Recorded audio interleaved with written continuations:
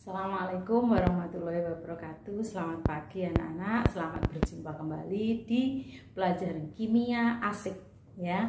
Pada pagi hari ini kita akan membahas tentang senyawa-senyawa turunan dari alkana ya. Jadi alkana yang kemarin itu sudah kalian pelajari di kelas 11. Kita lanjut yang turunan dari alkana di kelas 12 ini. Nah, kompetensi dasar yang perlu kalian pahami nanti adalah kalian bisa menganalisis struktur, tata nama, sifat, sintesis, dan kegunaan dari senyawa karbon. Kemudian tujuan pembelajarannya kalian nanti bisa menentukan struktur, tata nama dari senyawa karbon. Nah, jadi nanti seperti itu. Ya, jadi kita perlu pelajari tentang senyawa karbon di tubuh kita ya. Di tubuh kita ini terdiri dari rangkaian atom-atom karbon yang membentuk suatu senyawa, baik dengan atom karbon maupun dengan atom-atom lainnya. Misalnya dengan atom H, atom O, atom N, atau atom-atom dari senyawa atom-atom dari golongan halogen ya. Tubuh kita ya ini terdiri dari ada senyawa karbohidrat ya, ada senyawanya nanti ada asam amino di protein kita, protein, ada asam lemak, asam nukleat misal di RNA, di DNA.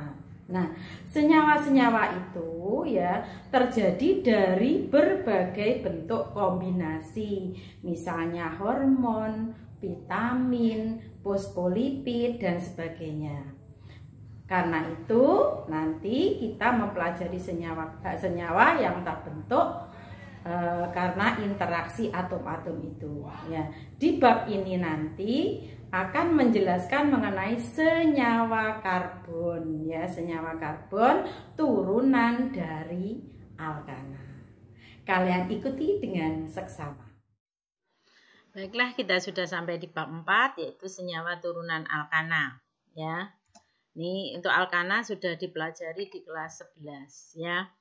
Jadi untuk gugus fungsi nanti yang dipelajari ya, senyawa-senyawa dari turunan alkana adalah senyawa-senyawa yang berasal dari alkana yang satu atau lebih atom hanya digantikan oleh atom atau gugus atom tertentu. Gugus fungsi merupakan gugus penentu sifat dari senyawa, juga bagian nanti yang akan bisa melakukan suatu reaksi ya.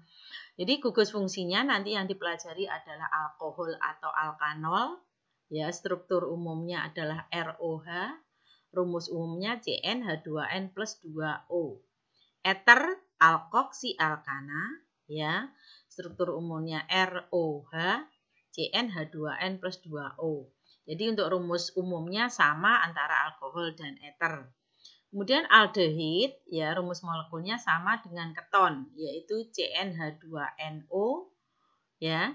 Untuk aldehid rumus strukturnya RC ikatan rangkap O terus H, sedangkan keton itu R ikatan rangkap O kemudian dengan R. Sedangkan asam karboksilat dengan ester itu juga mempunyai rumus umum sama yaitu CnH2nO2 ya. Sedangkan rumus umumnya rumus struktur ya, strukturnya untuk alkanoat itu RC ikatan rangkap OOH, sedangkan ester atau alkil alkanoat R ikatan rangkap RC ikatan rangkap O dengan OR. Terus yang terakhir ada halida atau alkil halida ya, gugus fungsinya adalah ek, struktur umumnya adalah R-ek, CnH2n plus 1-ek. R-nya adalah alkil, ek-nya adalah atom-atom dari halogen, jadi FCl-BrE. Tata nama senyawa turunan alkana yang pertama ya, kalian mengidentifikasi gugus fungsinya. Gugus fungsinya apa? OH atau ROH atau ikatan rangkap O, OH dan seterusnya. Memilih rantai induk atau rantai utama yaitu rantai terpanjang yang mengandung gugus fungsi. Kemudian menuliskan nomor dimulai dari salah satu ujung sedemikian sehingga posisi gugus fungsi mendapat nomor yang terkecil. Menuliskan nama dimulai dengan nama cabang, kemudian nama rantai induk. Cabang-cabang sejenis digabung dan dinyatakan dengan awalan di kalau samanya 2, tri 3, tetra 4, penta 5, dan seterusnya. Penulisan cabang yang berbeda diurutkan sesuai dengan urutan abjad. Contoh di sini, kalau yang ini rantai utamanya ada 7. Ya, rantai utamanya ada 7, 1, 2, 3, 4, 5, 6, 7. Ada gugus fungsi OH di nomor 2. Ada cabang metil di nomor 4. Nomor 5 ada cabang etil. Di nomor 6 ada cabang metil. Jadi yang nomor 4 dan 5 cabangnya sama, metil, ada 2. Nah, nama panjangnya itu karena ada 7 punya gugus fungsi OH, namanya heptanol. Nah, untuk etil dan metil yang didahulukan adalah etil karena sesuai dengan urutan abjad.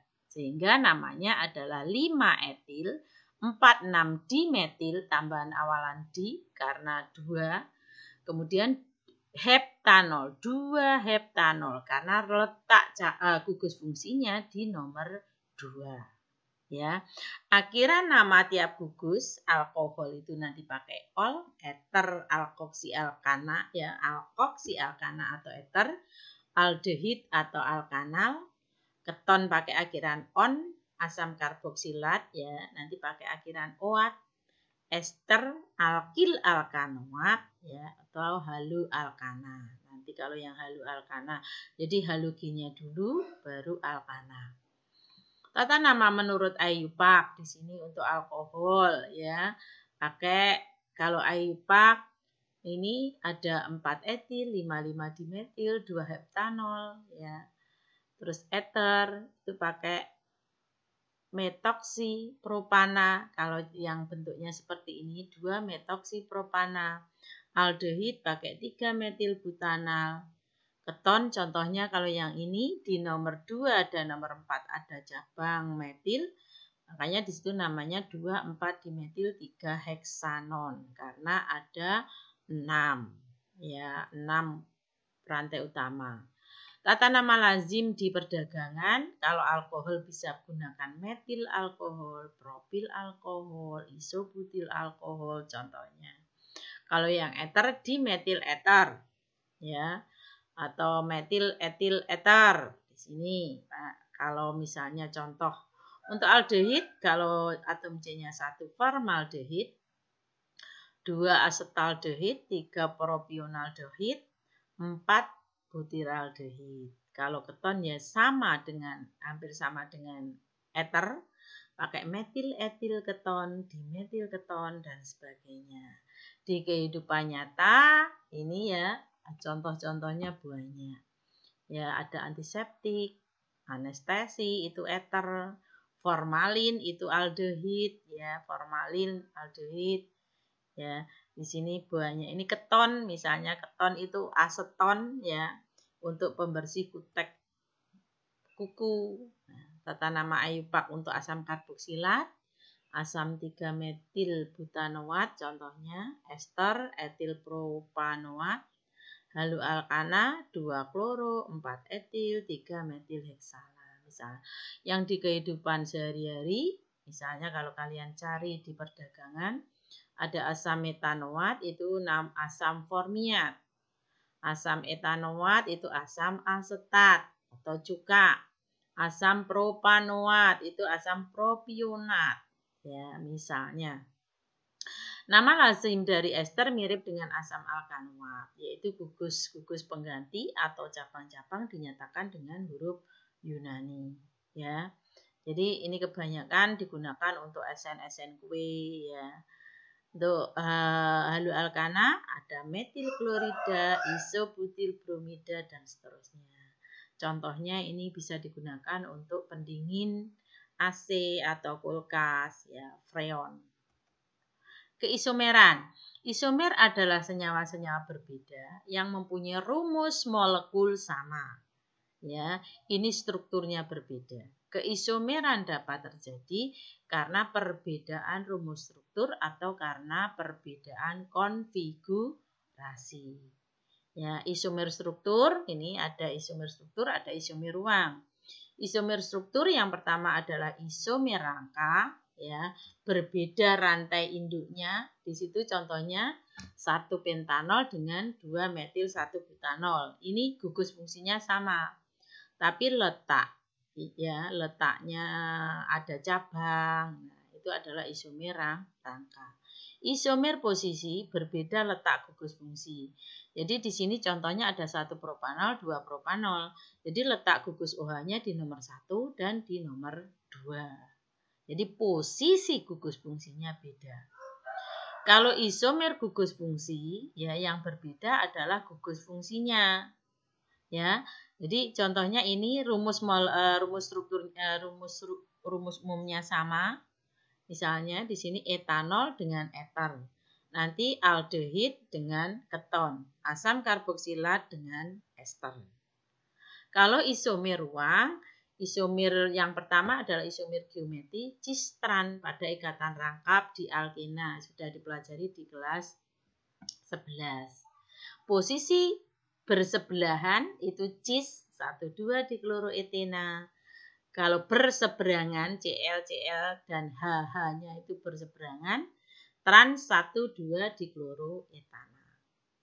Isomer optis memutar bidang polarisasi atau punya C kiral. Asam 2,3 dihidroksibutanoat mempunyai 2 atom C asimetris. C-nya asimetris ya. C ini mengikat H dengan OH ya. Yaitu atom karbon nomor 2 dan nomor 3. Senyawa ini mempunyai 4 isomer optis. Konfigurasi dari keempat isomer tersebut dapat digambarkan sebagai berikut. Itu letak OH dan H-nya yang berbeda. Ya. Jadi letak 1, 2 itu. Demikian anak-anak ya. Pembelajaran pagi ini kita hanya nanti sampai mulai dari tata nama senyawa karbon sampai dengan isomernya. Nah, kalian pelajari, selamat belajar, semoga apa yang kalian pelajari bermanfaat. Ya, sekian. Wassalamualaikum warahmatullahi wabarakatuh.